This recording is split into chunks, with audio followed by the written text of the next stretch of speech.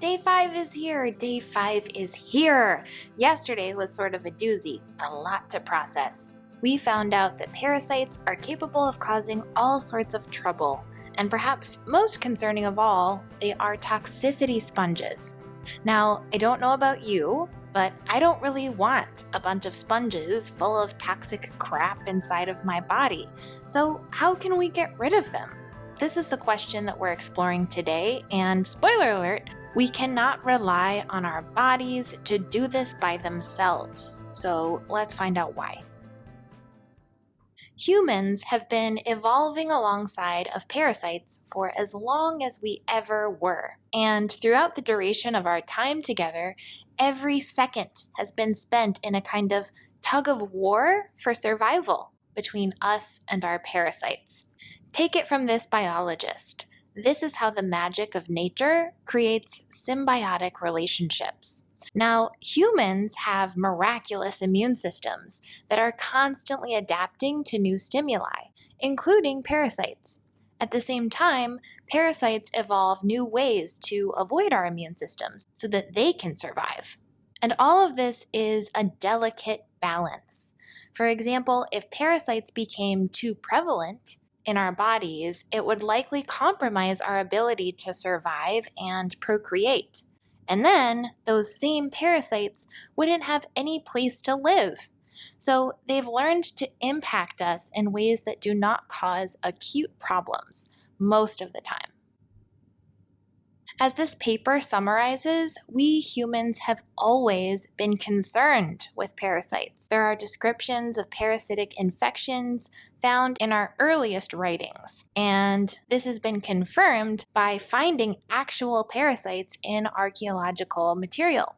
And we'll talk a lot more about this history in tomorrow's class, but the point is, we humans as a species have always been focused on parasites and the impact that they can have on our health.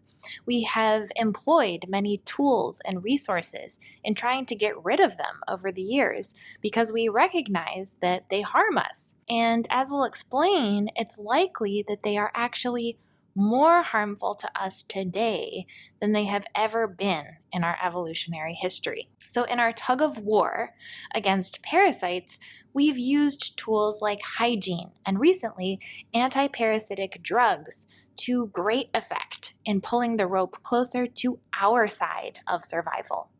It's almost like we've decreased the number of players who are pulling for the parasite side, giving us an advantage. However, the game is not over. In fact, I would argue that we've actually developed a false sense of security that the game is over, when in fact, the parasites that are still in the game are dangerous. So we're going to go into this now. So in order to talk about this, first we have to know what are the major lifestyle factors that impact our parasite status. First, there's, of course, deworming practices, which is almost not worth mentioning since it never happens unless you live in a developing country. If you do deworm yourself, as our ancestors did, then this is a powerful tool. But this is rare. Then, of course, there's hygiene practices that lower our exposure to parasites. And finally, this last one is so important and so often missed. We have clean living or living in a low toxin environment. Sometimes people get confused about the difference between hygiene and clean living. Hygiene on the left there refers to cleanliness practices that are conducive to health and that prevent disease. So this is mostly concerned with actual dirt and germs, whereas clean living on the right there means instead that you engage in a lifestyle that minimizes your toxin exposure, right? So toxins are things like chemicals, radiation, pollutants, etc. So hygiene is about being sanitary, and clean living is about having low toxin exposure. Important difference there. And to be honest, both issues deserve our attention. While we've done a lot to improve our hygiene over the years, there are actually still many hidden hygiene issues in the modern world that don't get a lot of attention, but can seriously impact our parasite status in a very insidious way. And then there are increasing concentrations of unregulated toxins floating around in our environment as well. And these are what work to make parasites even more dangerous to us. So, first, let's look at the hygiene side of things. And we'll start by checking out one of the most fundamental sources of parasites, your water.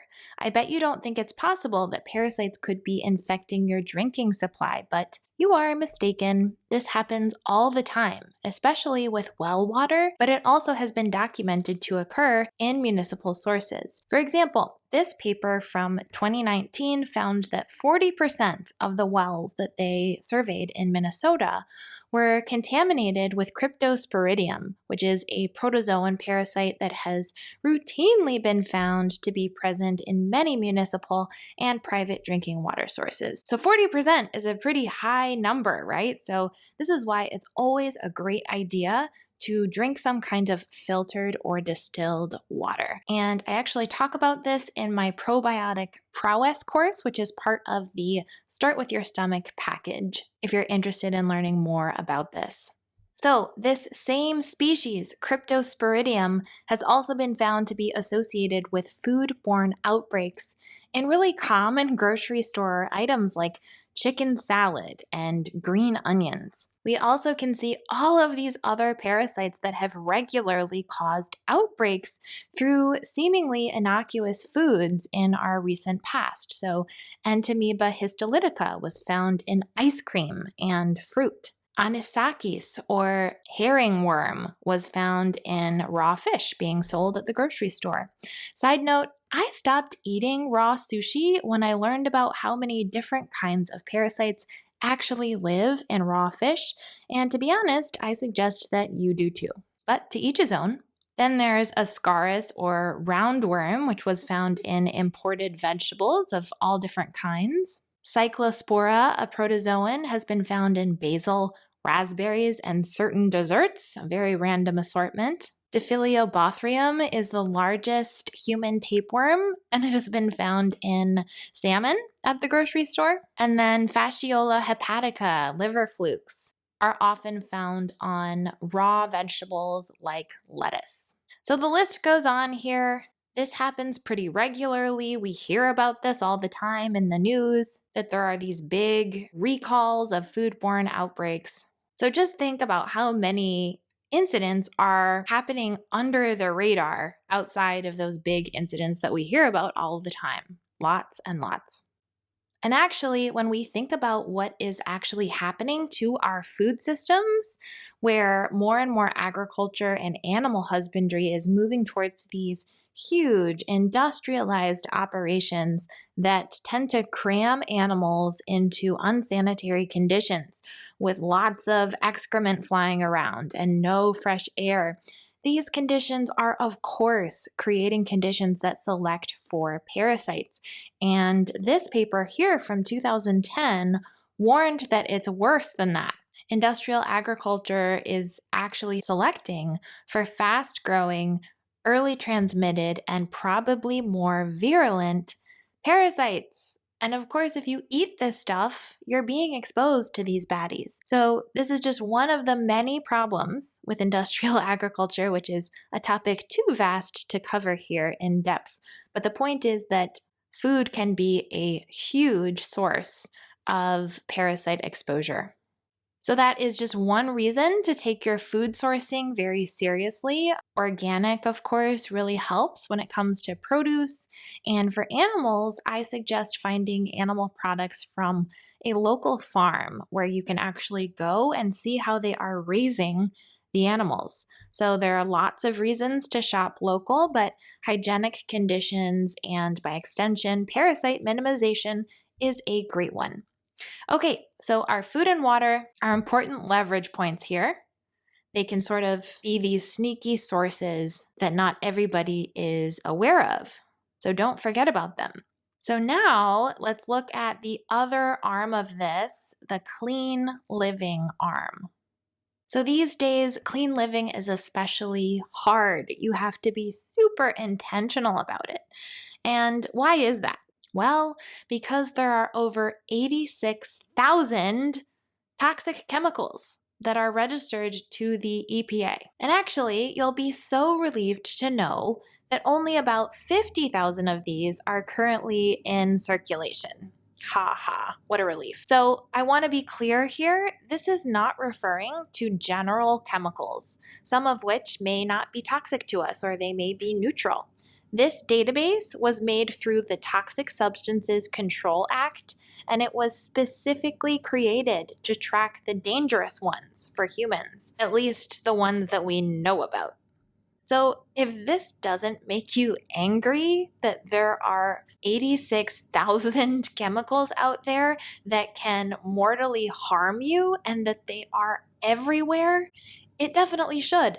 Our regulatory bodies have absolutely failed us in this regard. But again, I digress. So let's talk about what exactly this increased chronic chemical burden on our systems has to do with parasites. All right, so this paper was looking specifically at DES, diethylstilbestrol, which is a man-made synthetic estrogen. And this is actually a great thing to look at because there are thousands of these types of estrogen mimickers and endocrine disruptors present in our environment. That's been validated many times in literature. They're in our water. They accumulate in fish, which we then go and eat, so they are everywhere. All right, so they looked at a group of mice that were exposed to these DES chemicals versus a group that was chemical-free.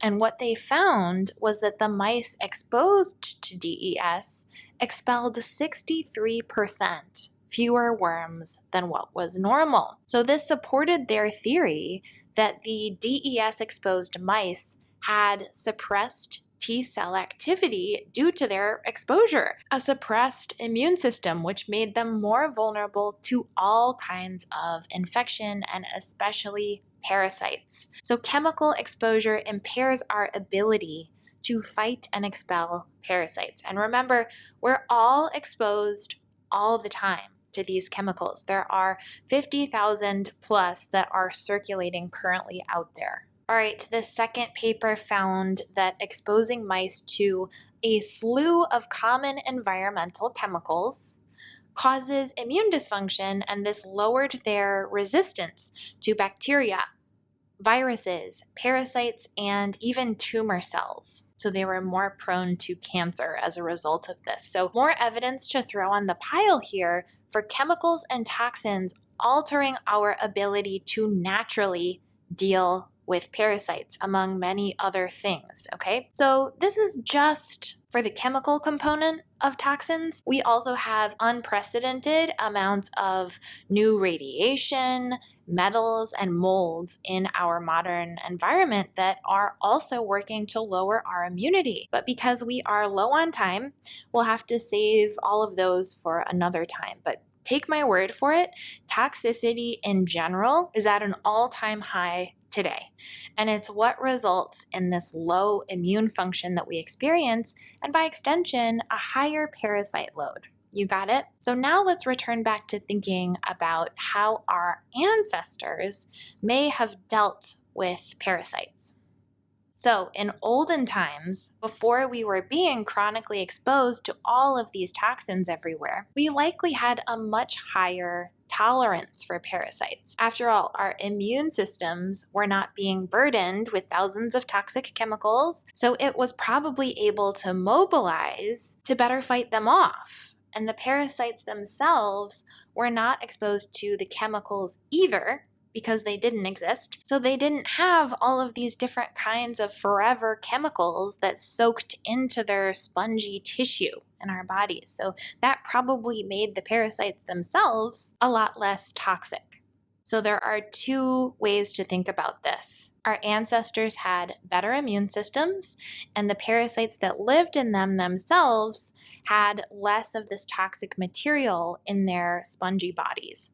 So this is not to say that we didn't want to get rid of the parasites back then. I'm sure we did, but they may not have had the impact that they have now on our health. So today, as we eat and drink and breathe in toxic chemicals, have radiation exposure through our screens and technology, we seem to have shot ourselves in the foot when it comes to parasites. Because first, we've lowered our immunity, which means that they are much freer to overrun our systems and cause more overt problems. Second, as we're exposed to these toxic chemicals, our parasite sponges are storing those in their tissue, which results in even more chronic exposure for us. And that can kind of have a cumulative effect over time. So all of this means that modern conditions mixed with parasites is a recipe for disaster. So it's important to recognize that parasite cleansing comes early in the journey to better health,